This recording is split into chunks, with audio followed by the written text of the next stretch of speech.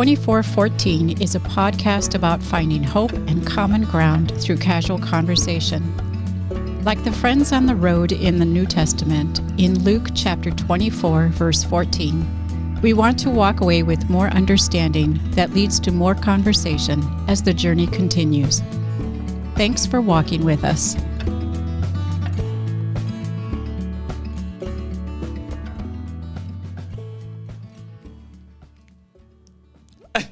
You started. I thought you were going to. You said, and then I'm going to start. I'm like, here he comes. I said, and you're going to start. I didn't hear that. Hi, welcome to 2414. My name's Dan. That's Shane. We don't know what we're doing, but we're having fun doing it, and we are glad you're along for the ride. Welcome to the show. Whether you're listening on your favorite podcast platform or you found us on the YouTube, Shane, pull it together. We're recording. Pastor Dan and I were just awkwardly looking at each other for like 30 seconds because we both thought each of us would start. That was amazing. We learned very on in our professional career together and friendship that we have almost no nonverbal skills with each other. Yeah. Although same thing at home, I don't really either. My wife sometimes will like mouth words that she doesn't want the kids to hear. Oh, yeah. I'm like, I don't know what you're saying. I can't read lips. I'm not good at this. You just got to say it. I, on the other hand, will be clever. And I'm like, I'll say it in a different language the kids won't know. And Charles' like, I don't know that language. It's not helpful either. Language works in... Or I'll use really weird vocabulary. We had a friend over this week, and they had a young. She had a young boy with her son. I should say, it's weird to say it that way. Her son was there. That makes more sense. Okay. Sometimes kids get really excited about a certain food, so you can't say it. Like you can't say ice cream; you have to spell it. And I wasn't quite sure how this little guy felt about chicken nuggets. And I wanted to offer that, so I said, "Well, we do have some mechanically separated chicken parts, if that sounds good to you." And she's like, "Wait, what?" I was like, mechanically separated chicken, into dinosaur shapes. She's like, chicken nuggets? Yes, chicken nuggets. So if somebody doesn't get a cue, you just look like a psychopath. Yeah. That reminds me. Before we actually start, Shane, I know this is recording. I like to find funny pictures and then chuckle and share them with other people. Okay. So this one said it's I don't know if it's technically a meme. It's more just a quote on a screen. What do you call it? Just a quote. A funny quote. I guess at that point, a quote. It's just a quote with a background that's irrelevant to the quote. Okay. It says, if you can't think of a word, say, I forgot the English word for it. That way people think you're bilingual instead of an idiot.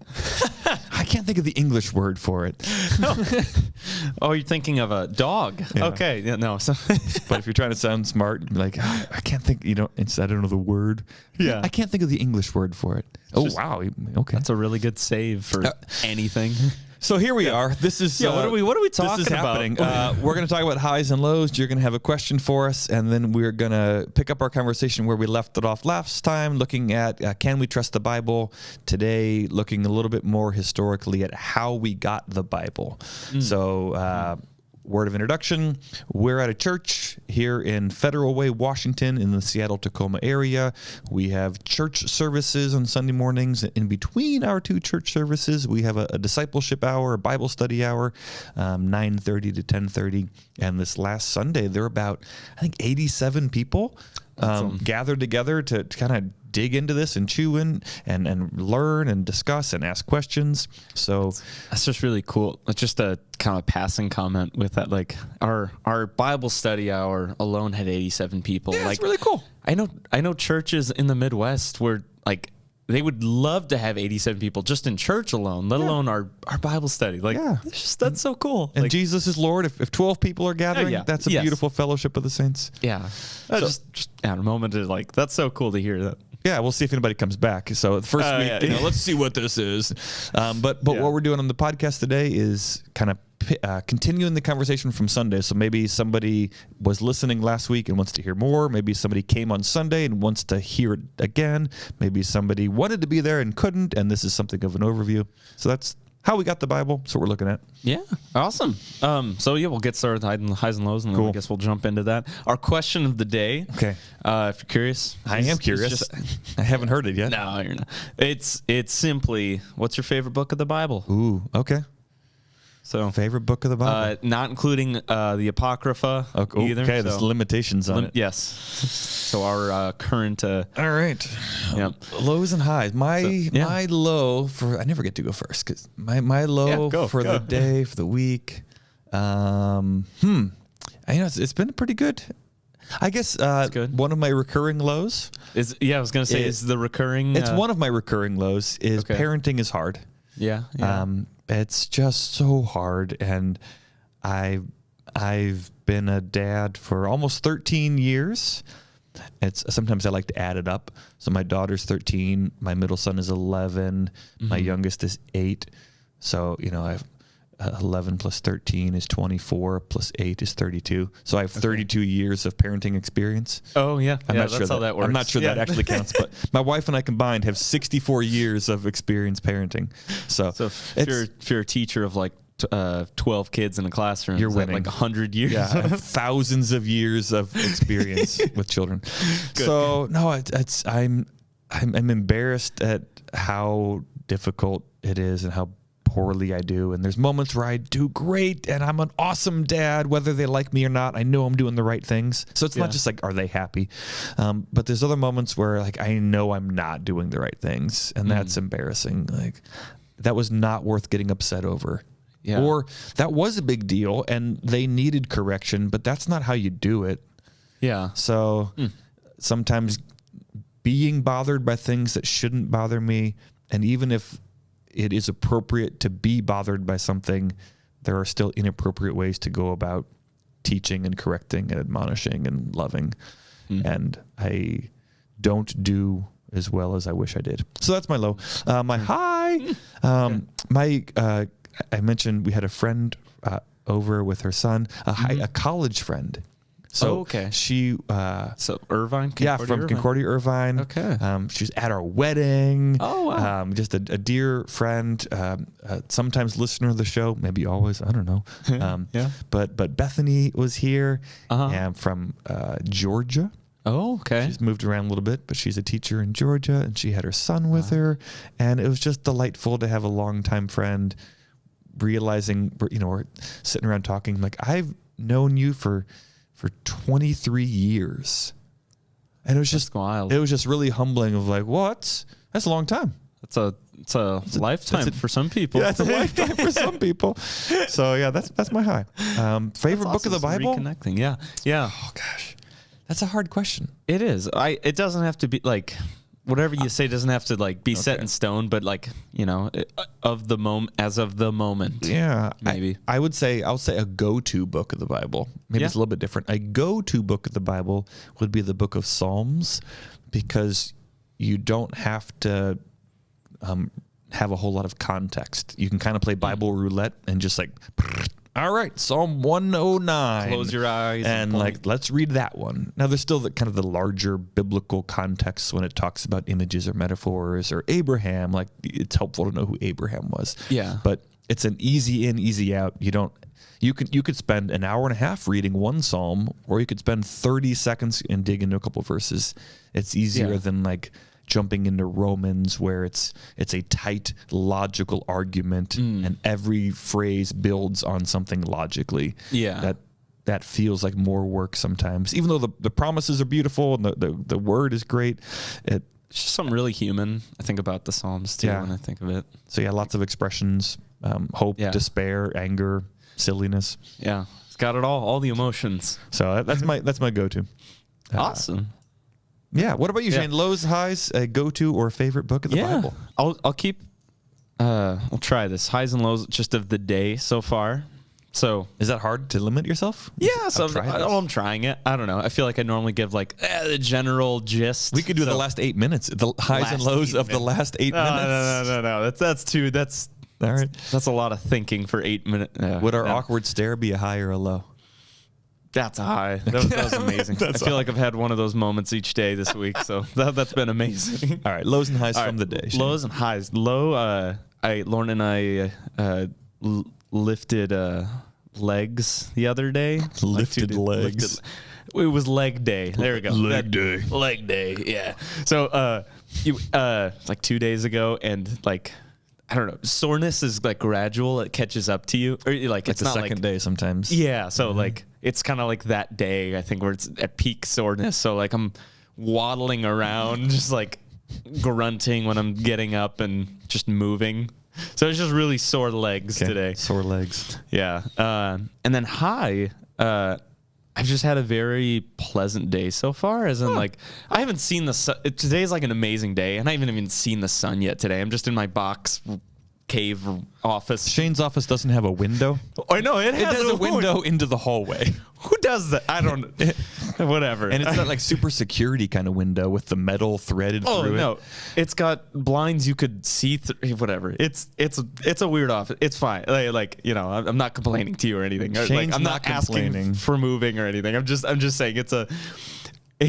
I don't get to see the outside in my office. To see outside. So it's true. It's more of it's like an interior closet. Technically, if this was a home, it wouldn't be a room. I think you have to have like a window for it to be a bedroom. But a window into the hallway. I don't know. Yeah, you do have a window. Yeah, that's true. It's just weird. I digress. Sorry. Despite not seeing like the beautiful day that is today, I'm having a good day today. And just that I'm getting a lot of planning done, and things are kind of like freeing up, and I'm intentionally like planning my day to get good planning done. Okay. If that makes sense. So kind of like organizing your schedule and calendar. Yeah, and just trying to get in a good routine to do that kind of planning, and like checking it off. I have this on the calendar today. I'm marking it off, and so it feels good. I'm like checking things off that I probably wouldn't do if I didn't write it down. Can I share another high real quick before I hear your book of the Bible? Yeah. So my friend Bethany, who was here, she recommended an app to me. We were talking about screen time and wasting our time, and I shared a little bit about our conversation. And and she recommended the app Screen Zen. SCREENZEN, Screen Zen. Okay. And it's free, at least for the iPhone. I don't know about your whatever device you use. But trivial Android here. It allows you to set lots of perimeters for how you use the screen time. So one of the features was if you open an app, you can set a timer like 1 second, 10 seconds, 20. It'll make you wait that long to see if you actually want to use it. Like interesting. So like, all right, I'm just gonna open up and scroll for 10 seconds on whatever. But I can set however long I want to wait. Yeah. And I can set like a custom phrase like, do you really want to do this, or are you just bored? Or like, is this actually going to give you joy? Or like, and then you got to like think about that for 20 seconds before it'll open. Or like, maybe try doing this. Yeah. So you can set custom messages for different apps and a custom wait time. It's like in college, I had a friend who was going to get a tattoo, and their rule was I have to wait a year. If I still want it a year from now, I can get it. Yeah. Because it's permanent. Yeah. So like, you really want to be thorough. So for these apps, do I really want to do this? So some like just like a cool off period and breathe. Yeah. And you can also set how long it'll be open at a time before it like says you're done. Yeah. And how many times a day you want to open that app. Yeah. Wow. That sounds heavenly. Yeah. So I've been playing with it this morning and last night, and like this is already good. I'm like rationing like you have it downloaded. I'm like I'm only gonna open this 5 times today. And like, that's it. Yeah. And at some point it's obscene to do it 30 times. So you set your rules, you set whatever you want your mental wait period to be. Yeah. Anyway, so Screen Zen. I don't endorse it if it gets weird or pagan or today's episode's brought to you by. If this is like bringing to a cult, I'm not responsible for that, but it's helping me with my addiction. So the cult of Screen Zen. Yes, I don't know. Yes. Sorry, Shane. Something about managing your time. Yeah. That was my other high. Yeah, and so my schedule's whatever. Sorry, I like that. I want to consider that. Favorite book of the Bible. Back to me. Back to me. Yeah. So I'm very happy that I'm managing my time well, and I'm getting a lot of good work done. Awesome. And I can confidently say good work today. I did notice your door was closed. Yeah, I had a phone call to just as part of the work. That's not normal around here. Our office is usually very open, pretty loud, pretty disruptive. If you want to get work done, you should probably close your door. Yes. And even then, people might be a little bit obnoxious. Yeah. But it was good. So, favorite book of the Bible, I'd say as of now, it probably would change if I, I don't know. It would probably change. But as of now, I'd say John, because I think I'm just always like so, I don't know, just reminded of like the words of Christ when I'm reading the gospel. And then when I read John, it's like it's so personable. I don't know. It's written in a way that's like so casual. Like Jesus was like, "Hey, what's up, guys?" Like it's not. I'm not quoting actual scripture right now, but like when I read it, that's kind of how it is. It's pretty intimate. Yeah. It's just very personable. Like oh, this Jesus guy was very human. Like. Yeah, so you're talking about the Gospel of John. The Gospel of John, not like 1 John, 2 John. I led a Bible study in St. Louis one time, and we were looking at the book of 1 John. Yeah. And there are 5 chapters, I believe, and it was 5 weeks. And I remember in week 4, there's the verses that were read at our wedding, that this is love, not that we love God, but that he loved us and gave his son. Yeah. And so I'm reading this, and some beautiful saint of God raises their hand and says, "What translation are you using?" Mine's talking about a woman at a well. And I like, it's totally different than what you're saying. I don't like, what translation are you using? That's a healthy, like, it was awesome. Not as to, honestly, but to assume that anybody like a non-Christian would know what you're talking about. So she was in the Gospel of John. Yeah. And I was in this book called 1 John near the end. And my favorite thing about it was that for 4 weeks, she just went with it. Oh, it was that long? So this was week 4. She's like, all right, I don't know what translation you're using. So I'm in 1 John, and she's in John chapter 1. I'm in 1 John 2, and she's in John chapter 2. And there's not a word the same. And the whole time she's like, wow, these new fancy translations, they're different than what I'm used to. As like, there's a whole story. 4 weeks is kind of like, it was week 4. Paying attention for 3 weeks. Week 4, she's like, I gotta ask, what translation are you using? Oh no. And the whole class immediately knew what had happened. It was like, no, sorry, we love you. Easy mistake, honest mistake. So the Gospel of John. Yes, Gospel John. So yeah, it's very personable, and I like it. So all right, yeah, okay. So we're talking about the Bible. We are. Speaking of segue, here you go. Speaking of Bible, how did that Bible come to be? No, so we're continuing. Yeah, there's our series. Can we trust the Bible? That's in conjunction with conjunction. Is that the right? That's the right word. Okay, in conjunction. Thank you. Conjunction function. In conjunction with our Discipleship Hour, Bible study, whatever, at 9:30 on Sundays. How did that go? How did the first week go? I had fun. You had fun, right? Yeah. As you were moderating it, and it's a tight. We got a good group of people there. Like, people love each other. People trust each other. People are interested. On the one hand, I want to share good, accurate truth and information. On the other hand, I want to walk through challenging things. So I was a little bit nervous going into it that I was going to scandalize people unintentionally. Oh, okay. As in, like, you didn't. They think you're making a mockery of the word. Yeah, like a mockery, or just being insensitive. Okay. A sort of really different analogy is like if a grandma dies and the kid is like, what happened to grandma? Like, you want to be truthful. Like, it's not like, oh, she's just sleeping. Like, that's not helpful. Yeah. But if you're like, she asphyxiated on her vomit last night and now we're going to bury her in the ground next week. Like, that's not helpful. No. Okay. So finding that sweet. There's like, here's what's true, but also like what's going to be helpful. Not sugarcoating things, but also not problematizing them more than it needs to be. Yeah. So just being direct, but recognizing that most Christians, Lutheran Christians, I can speak for, very much highly value the Bible as the Word of God. Yes. And appropriately so. And I do too, just to be clear. And yet I think that confidence and that beautiful faith has sometimes maybe steamrolled or jumped over some really hard questions that are worth asking and wrestling with.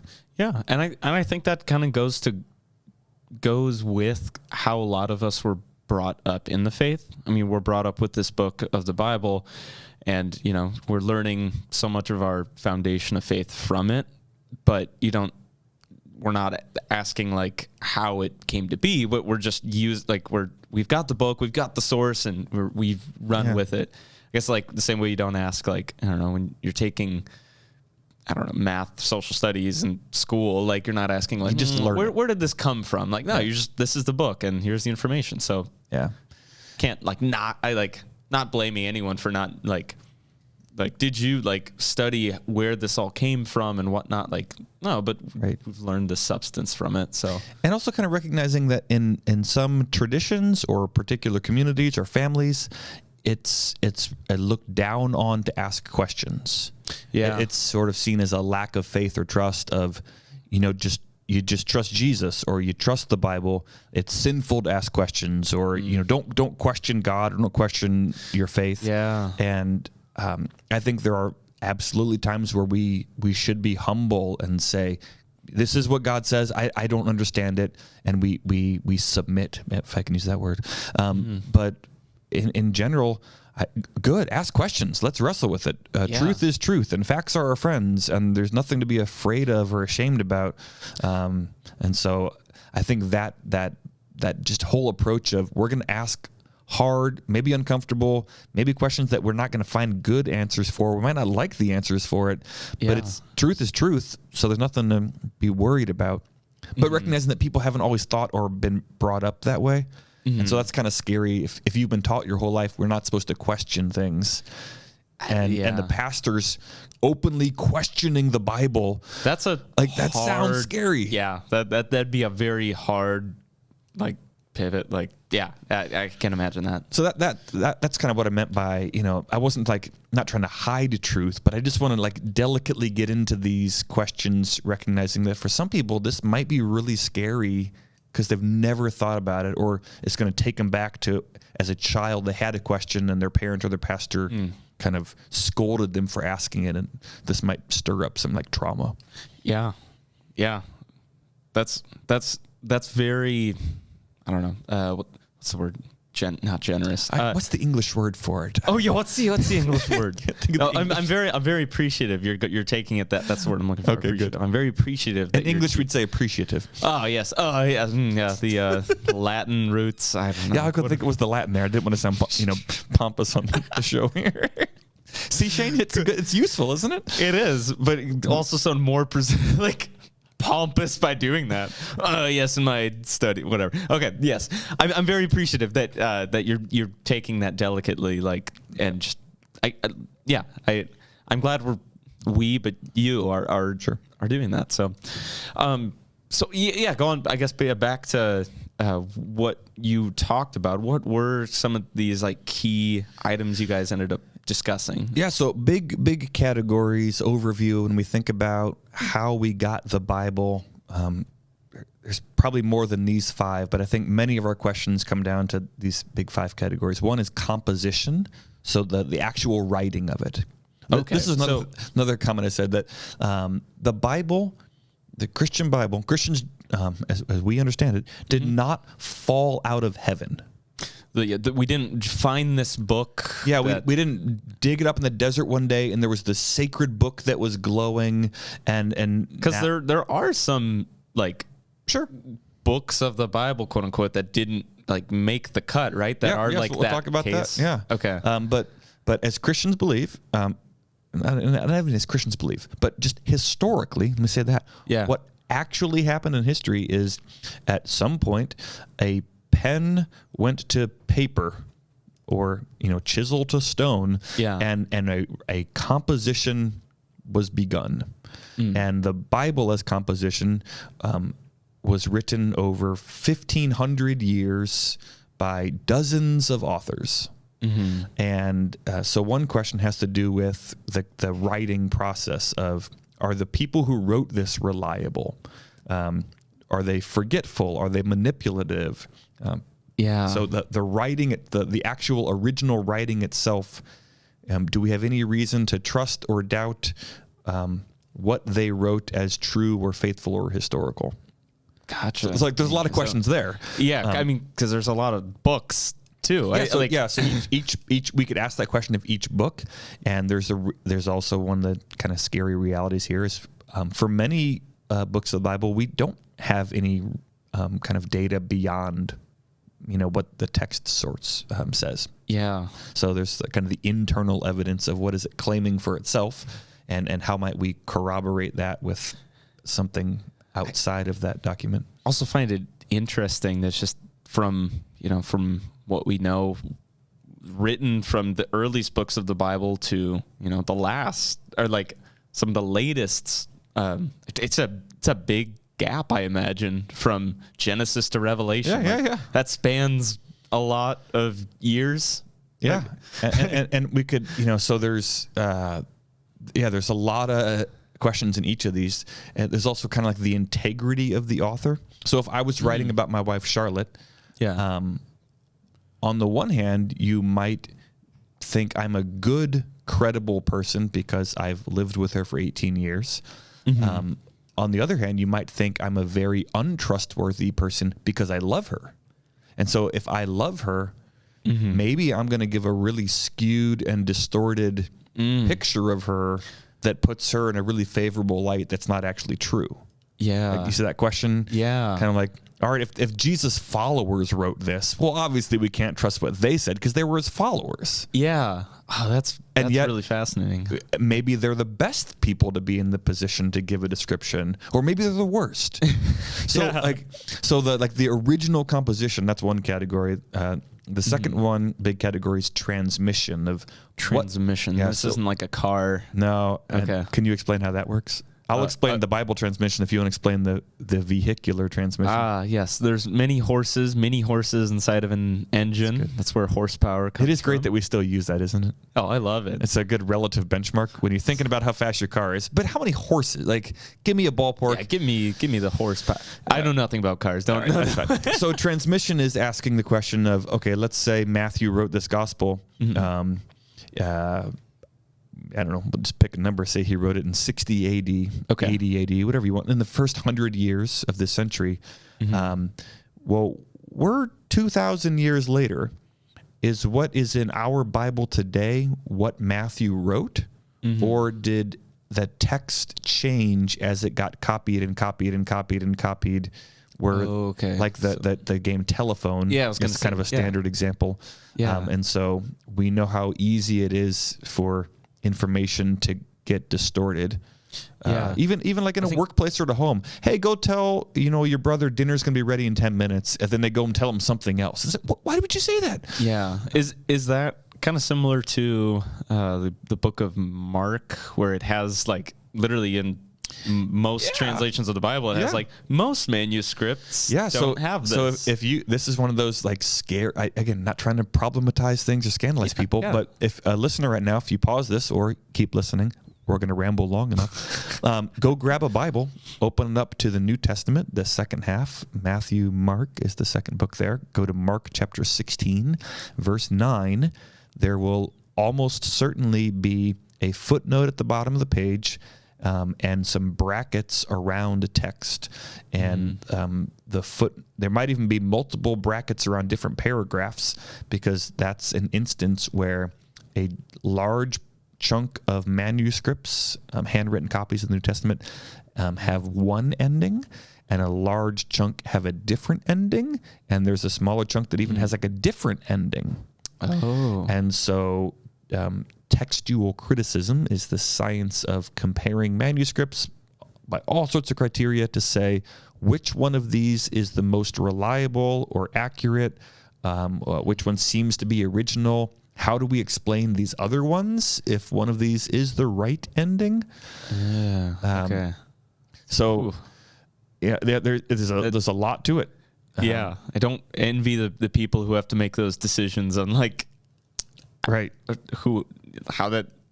do we do? So it's on the one hand a very complicated big thing. On the other hand, it's a relatively simple principle or set of principles that allow us to kind of make some informed decisions. So that's a whole chunk. So transmission is just how the text has.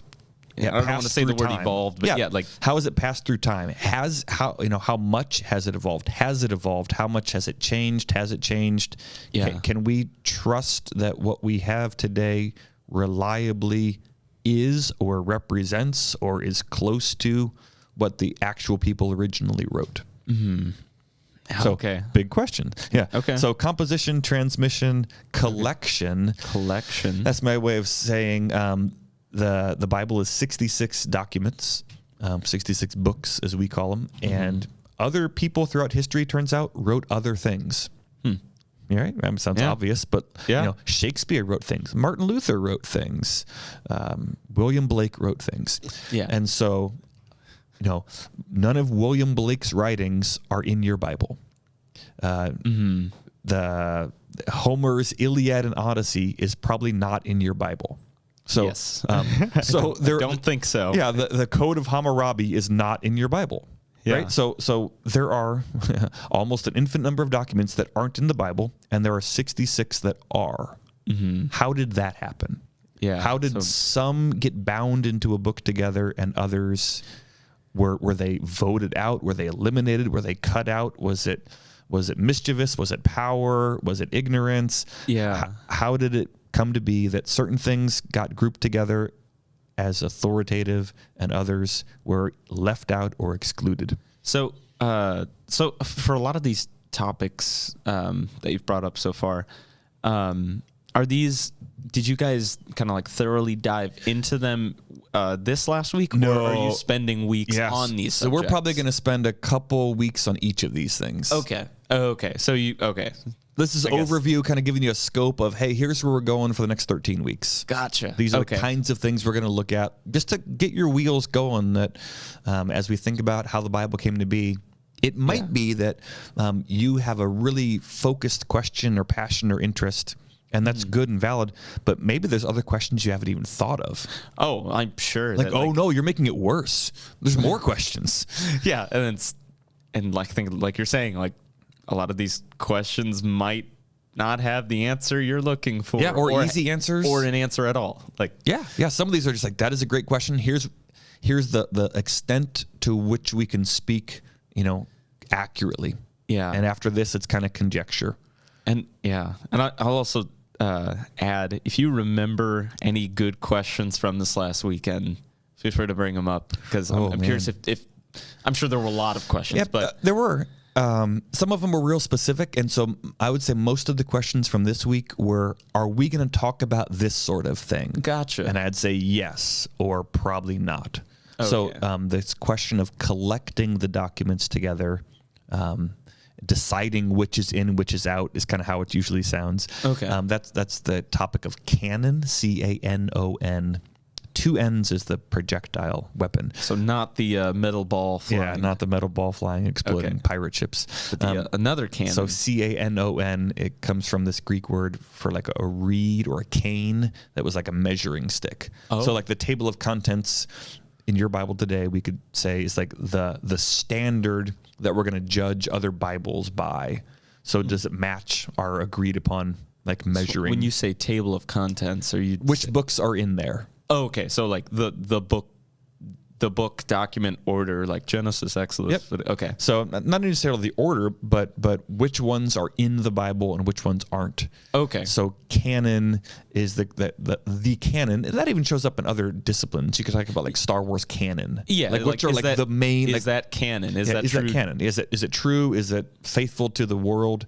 Maybe even like, is it essential to the world? Okay. Right. Yeah, So like that's in Star Wars, certain things are canon and certain things are like, that this was maybe it's Lucasfilms, but it's not canon. It's not true to the story. Yeah. Is that a fair way of using canon? Oh yeah. No, that I mean, at least for me, that rings a bell. Like, oh, that totally makes sense. So I would say that's a really helpful analogy. So like, these 66 books of the Bible are canon. Now, there's other things that are Christian, that are true, that are good, that and are historical. Yeah, I guess? Yeah, okay. So they could be, actually valid, real, true things, but it's not canon.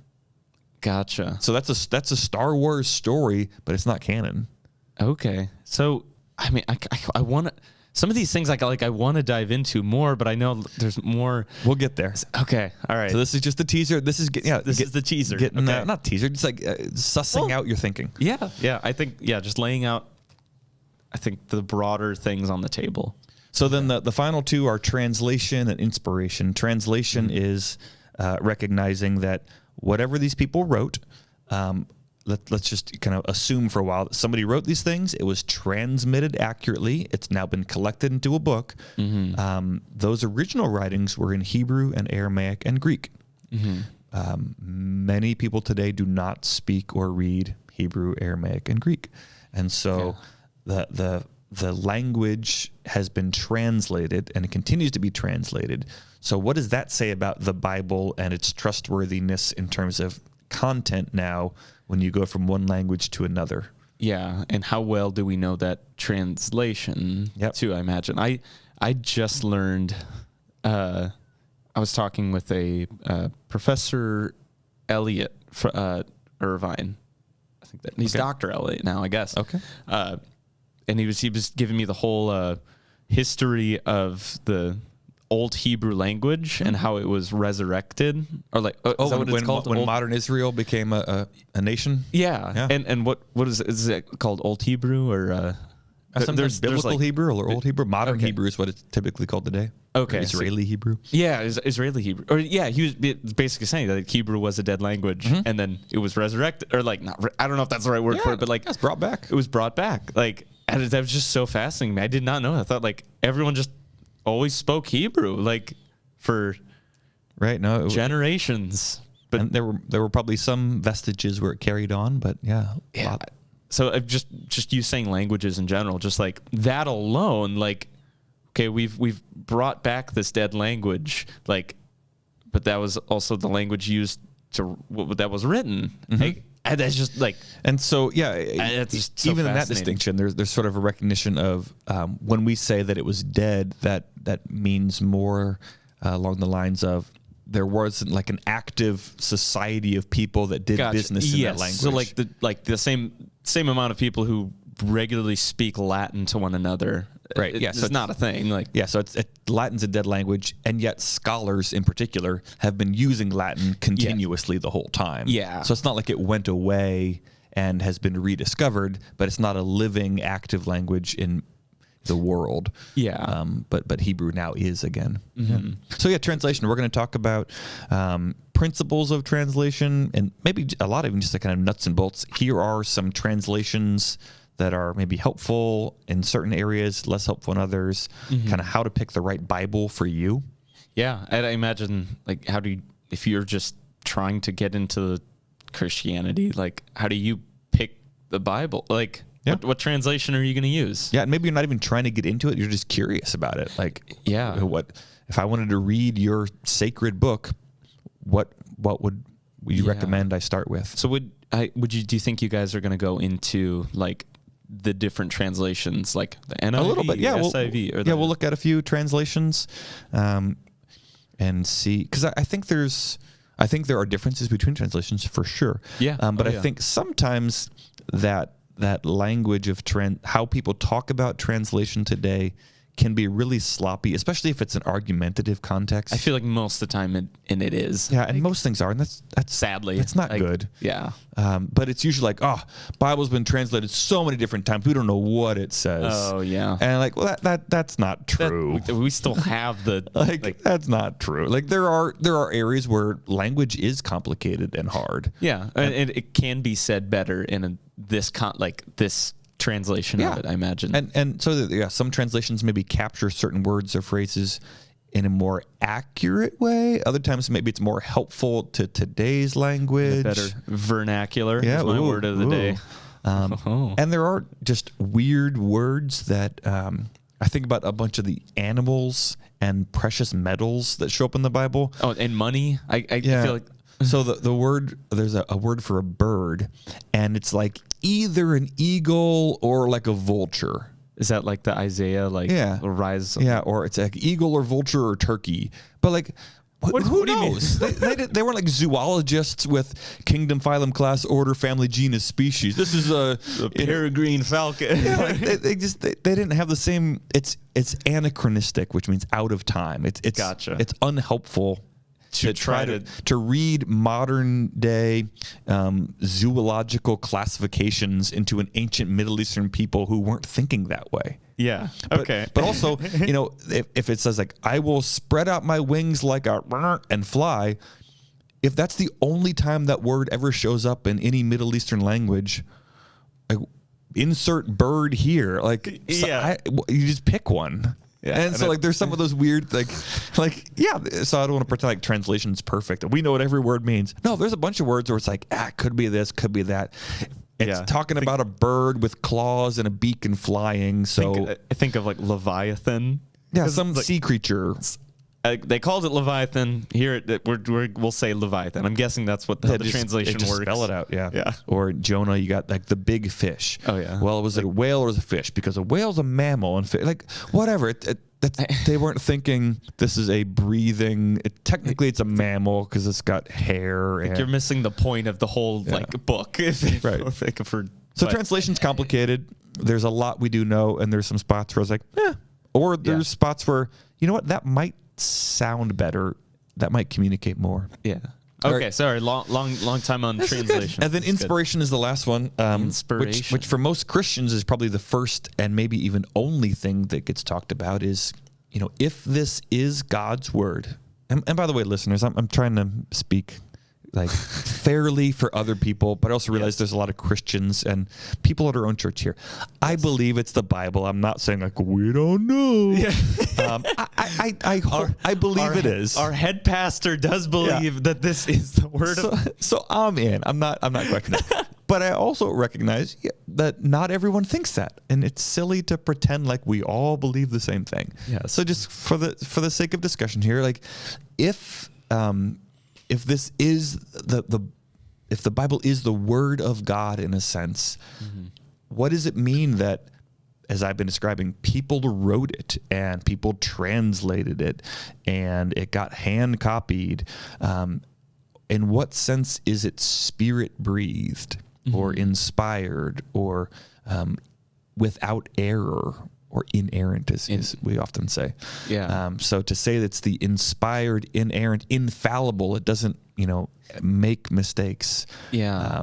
Which I feel like I think that's one of those subjects, at least for me, that's like close to my heart. Yeah. Because I think a lot of people don't understand the discernment in theologies from one doctrine of faith to another. Like, do you mean like different like religious groups? Yeah, and like religious groups and sub-religious groups of that. Not every like, Christian sees the Bible the same way. Exactly, and not every Lutheran sees the Bible the same way. And That's true. I think it's healthy and important to know those distinctions and those differences. Yeah, and that's a good reminder. We see that in our own tribe. Yeah. But when we, I know a lot of people are interested in comparative religions, and I think that's really cool. And that's always one of the dangers of saying, Hindus believe this, or Buddhists believe this, or Muslims believe this. Like Lutherans believe this. Well, some do. Yeah. But your neighbor might not. Like Christians believe this. Yeah, maybe. Some maybe. Like it's very broad, but understanding the specifics of it is important for your faith. Like, so that's always a reminder for me when I get lumped in as a Christian or as a Lutheran Christian with people who believe very different than me, to say, I don't believe that. But that reminds me of, if I want to know what my neighbor believes, or if you want to know what your neighbor or coworker or classmate believes, you can read up on their religion. That's fine. That might be a really honoring way to meet them where they're at. Yeah. But probably the best thing is to just talk to them. Yeah. And I just have a conversation. Like I wonder what parts of of the Bible, like of the series and of even like this podcast, like where it might be what's worth talking about, like in like the specifics of like the LCMS like doctrine. Like we see the Bible in this light. Like, yeah. So I don't know if that's a good that question. might go down that direction. So realistically, this last one, inspiration, I'm hardly going to talk about it all over these next 13 weeks, just because of how big the other stuff is. Yeah. And I think most Christians have spent, if they think about the Bible as a book, besides like the content. So most Christians, when we have a Bible study, we're studying the words on the page and their significance for us. Right? And I hope to add like how they point to Jesus and God's promises fulfilled in him. But usually we don't look at the book itself as an object.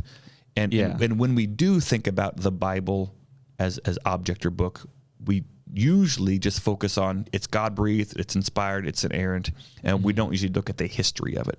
So because that's where so much time is often spent or assumptions are made, I wanted to dig into the history. And originally my plan was to spend half the summer on how the book came to be, and then half the summer on, so what do we believe about the Bible now? Yeah. And then I realized that just composition, transmission, collection, translation, we could spend 10 years on this. Oh gosh, yeah. So I'm not going to get to that much, and so I probably won't get into different comparative theologies among Christians or Lutherans about how we see the theology of the Bible. I was going to say in light of the history, but realistically, for most Christians, they're not actually making that theology decision in light of the history. Yeah, they're almost two different questions. I'd like to bring them together a little bit more. Yeah, but I think I think just having this this Discipleship Hour series, I think alone will naturally bring that into question. If not it's a good question. In that 9:30 hour, if none else, just in their own conversations with their family, friends, whatnot. Yeah. Yeah. So was inspiration the last? That was the last one. I would say, as I think about how the Bible came to be, these seem to be some of the main categories of there's the writing of it, the copying of it, the collecting of it, the translating of it, and then I put last, but it could have been first, the before the writing or in conjunction with the writing, the inspiration of the words, the ideas, what was inspired. Yeah. Revelation from beyond. Yeah. And with that inspiration, it's just why did they write it? They experienced these events.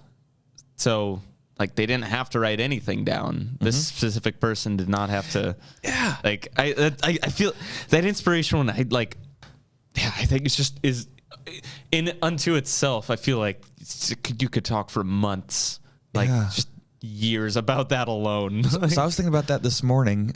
I was thinking about making that our question of the day. Or proposing something along those lines. What? And I couldn't come up with a good way to say it, but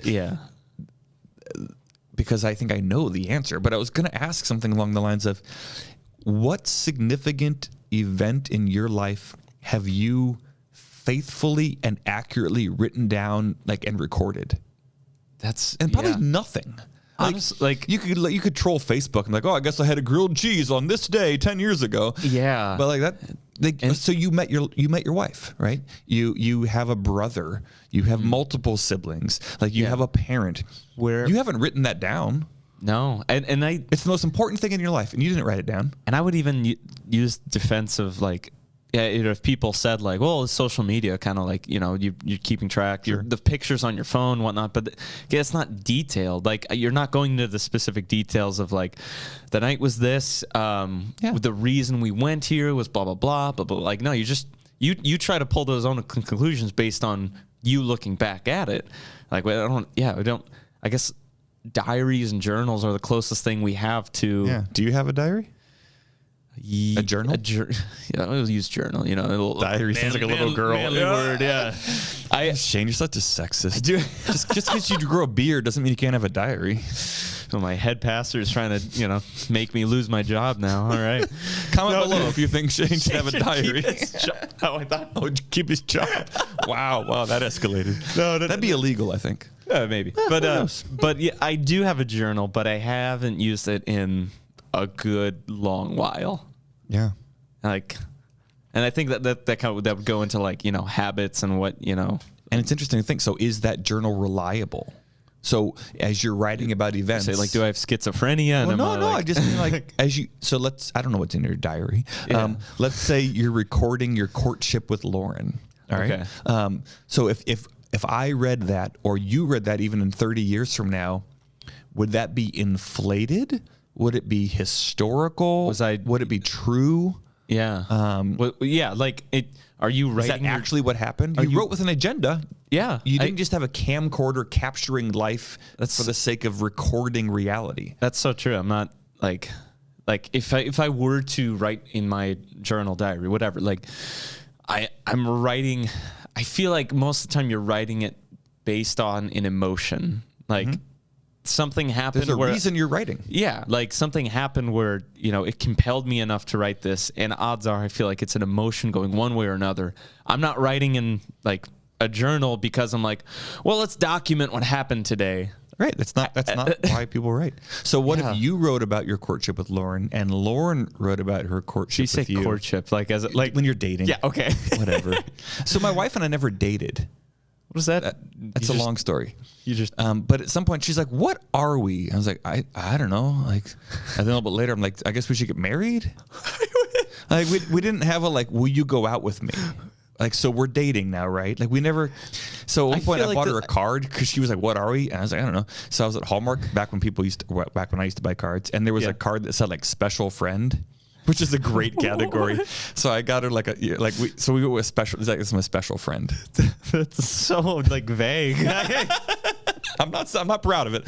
Just so when you were dating Lauren was dating you. If you both recorded that, it might look different. What if both of your like sets of parents? What if your dad and her mom also recorded that? Those are going to look and probably sound really different. And some of the, I'm going to put like air quotes here, facts might be wrong. Yeah. So Lauren might say, our first date, we went to Chick-fil-A, and Shane said, our first date, we were walking at the Spectrum and we got ice cream. Yeah. Like, that would be. So which one is it? Based on who's telling the story, like. Right. So, like, is there a way that those are both right? Or at some point, are they just too contradictory? Maybe Shane, and imagine now we're looking at these same documents 1,000 years from now. Maybe Shane dated a different Lauren that's not this one because her first date is this and his first date is that. That didn't happen, by the way. Lauren, in case you're listening. It's good clarity. But yeah, so are you saying that Meyer these are the kinds of questions that historical documents force us to ask, because no one, even today, is ever just recording for the sake of recording. Like that's even the news, the newspapers. Everyone has a perspective and an agenda, and why they're writing it. Yeah.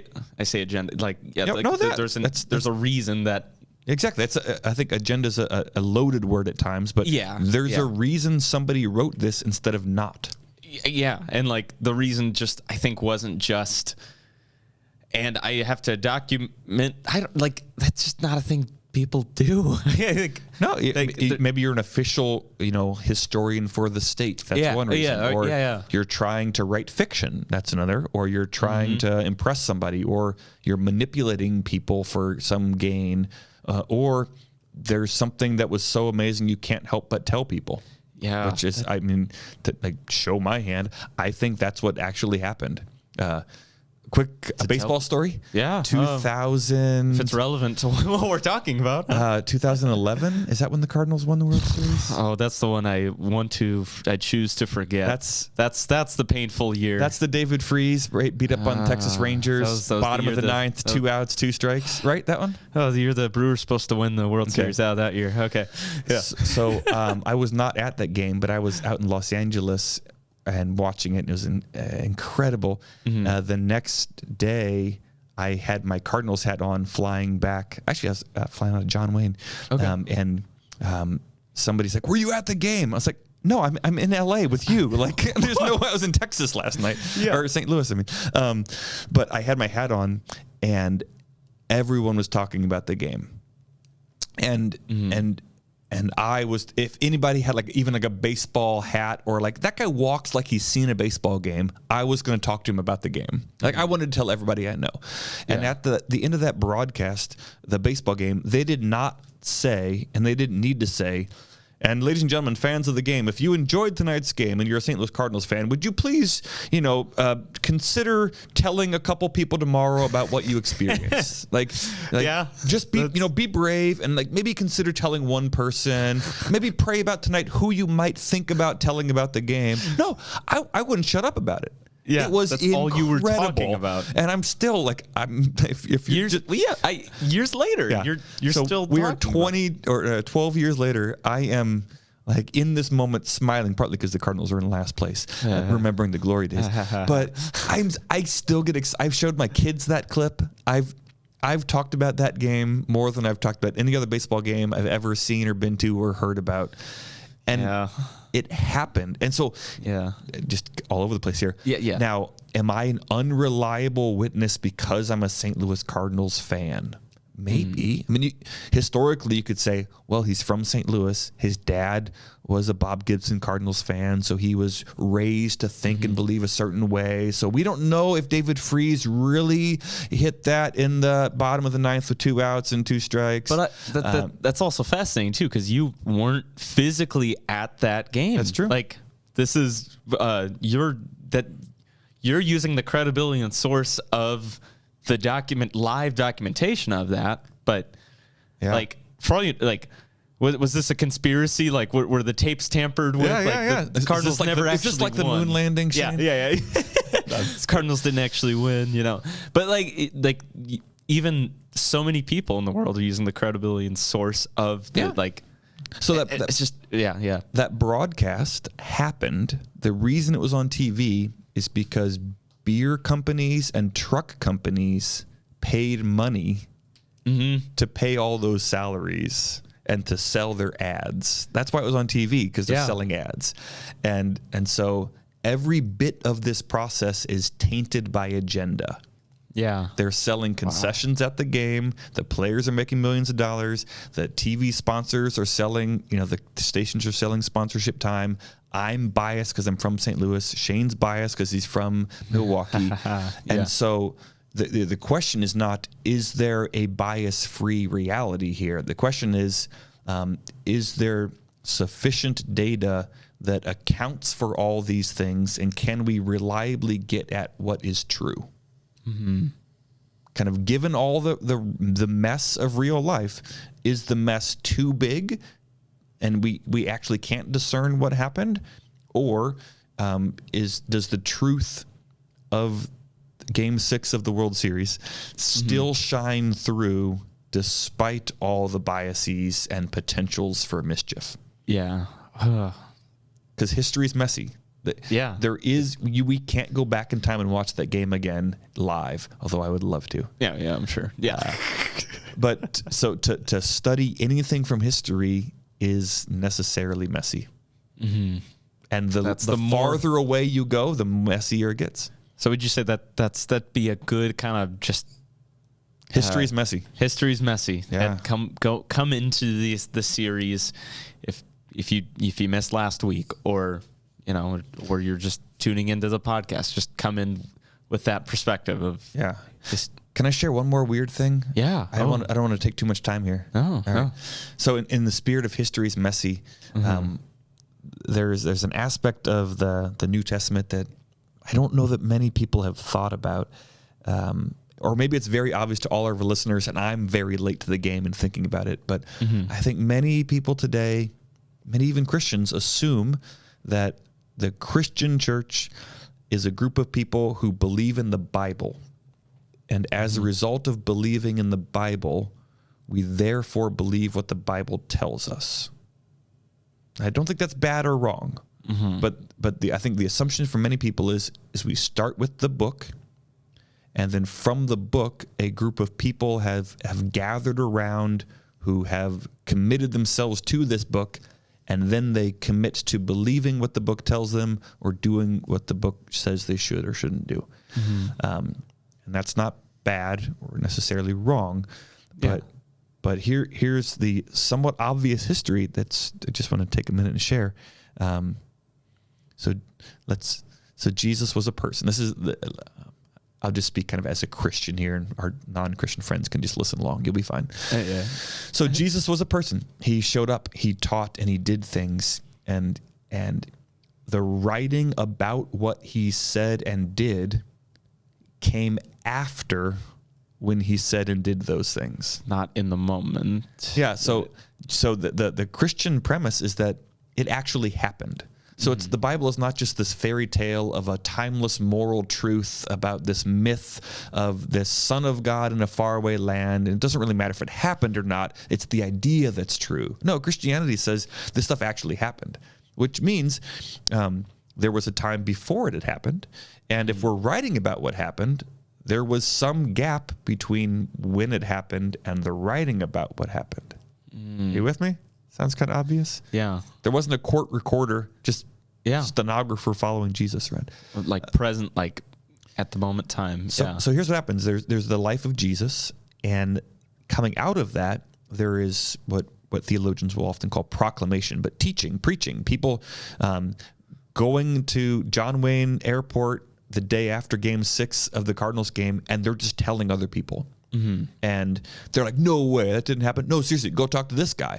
And all these people are like, no, I was there. I saw it. I didn't really see this, but I saw this. And there's people are just talking about what happened. Now, the thing happened. Jesus died and rose again. People are talking about it, and more people are talking about it. And they're telling their friends and telling their families. And pretty soon, people are getting together to talk about it and to celebrate it. And the things that Jesus told them to do, like be baptized and take and eat, this is my body, and take and drink, this is my blood, and turn the other cheek and pray like this, our Father who art in heaven. The things that were instructed and lived out by Jesus, people are doing that. They're baptizing, they're having the Lord's Supper, they're praying the Lord's Prayer, they're worshiping, they're singing to Jesus. They're doing all the things that the church does. And at this point, there's no Bible.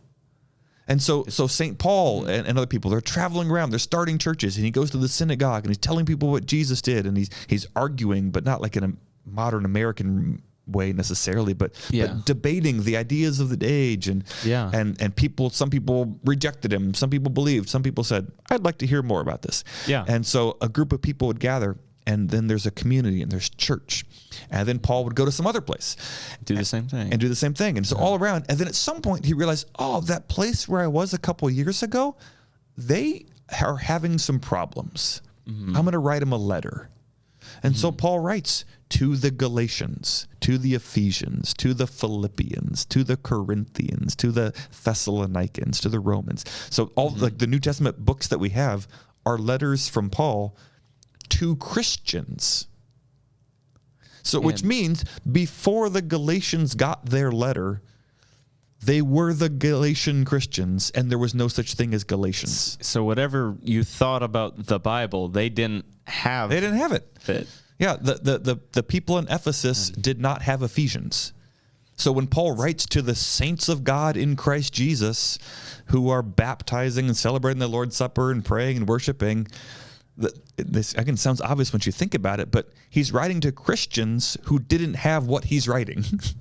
So he gave them the writing that they didn't have yet. But before they got the writing, they were the church. They were believing in Jesus. They were worshiping. They were doing the Christian life together. And so somebody had the idea, somebody had said, this is a really good thing you wrote, Paul. Let's keep this. Exactly. We're going to hold on to this. and then when they held on to that, that might be all they had. They just had Philippians. They didn't have Galatians, Ephesians, Colossians, Romans, Acts. They just had Philippians. And they're like, this is good stuff. And then at some point, they're like, you know what? We should share this. So they make a copy of Philippians and they send it to their neighbor. And they're like, you know what? Funny, you should bring us this. These other people just gave us this letter from the Galatians. Can we get a copy of that? Wow. So my point is, there was church before there was Bible, as we think about it. And so there was a gap between what happened and when there was writing. And then there was preaching and teaching and gathering and the good news, like I've got something I want to share happening. And then so Paul starts a church, and at some point he writes a letter, and it takes a while for that letter to get there. And then there's other letters being distributed, and at some point they get collected, and now we have Bible, 66 books as we think about it. Yeah. But the first Christians didn't have a Bible. They didn't have the New Testament. They didn't have. They might have had part of it. So we're going to talk about this a little bit later. But just and so some of the really good and important hard questions are: how did this happen? Right? How did the letters circulate? How did they get copied? How did they get collected? Yeah. But what I'm trying to highlight now is just the somewhat obvious historical fact of oh, if Paul's writing to the Christians in Galatia, there must have been Christians in Galatia before he wrote to the Christians living in Galatia. Yeah. And so there were Christians who believed in Jesus and they didn't have the Bible. It's just so crazy thinking about nowadays because that's our right. So and again, this maybe I'm scandalizing or I'm not trying to make things sound hard, and I believe Christians we ought to trust the Bible as God's inspired, spirit-breathed word. But you can't objectively say that like there were Christians before. Yeah. Like the fact that we have, especially Paul's letters. Now the Gospels are kind of on their own, but all of Paul's letters were written to individual or communities of Christians, which just, logically, it's just this tautology here. Therefore, there were Christians before those letters came to them. And so Jesus is the main point, not the Bible. Now, we don't need to separate those two, and there's all kinds of mischief has been done there. But from a historical point of view, Christians gathered around the proclamation of Christ and receiving his good gifts before they had a New Testament. Yeah. That's such a cool thought that, I don't think it's weird. Myself, what? Many people I think have ever. It sounds obvious, though. Yeah, you read the letter, it has to, that wouldn't be possible otherwise. How the Bible was constructed, and so Paul writes to the Romans. Don't you know that all of us who were baptized into Christ Jesus were baptized into his death? So he's writing to them. And it's a given that they were baptized into Jesus and that they knew about his death and his resurrection. Yeah. So when they read Romans, it's not the first time they heard about Jesus and baptism and death and resurrection. Just how prevalent the word was, the literal spoken word. That's all we had. The early Christians had. That's just so cool. Yeah, and so going to church and hearing a sermon or talking to a friend and encouraging them with the promises that God has fulfilled in Jesus is the normal way Christians have experienced Word of God. Reading by yourself a book is relatively, abnormal in terms of the history of the Christian church. Yeah. It's a living, breathing word. I hope that comes up in discussion, in some way, shape, or form. We'll keep digging in. Yeah.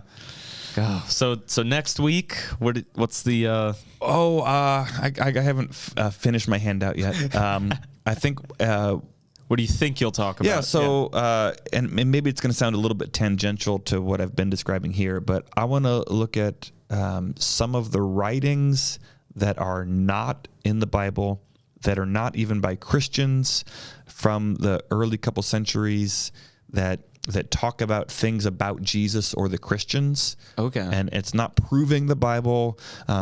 It's often called corroborating. So it's evidence, it's things, data points that we can look at that, how do I say it, are part of the bigger picture. Mm-hmm. So when a non-Christian Roman governor who's persecuting Christians, when he talks about what Christians are saying and doing and believing, there's a certain weight, there's credibility there. Mm-hmm. So if Dan is an unreliable witness talking about Charlotte because I love her, if one of Charlotte's enemies is talking about Charlotte, and she has many. No, I'm just kidding. She's delightful. No, I'm just kidding, Charlotte. I love you.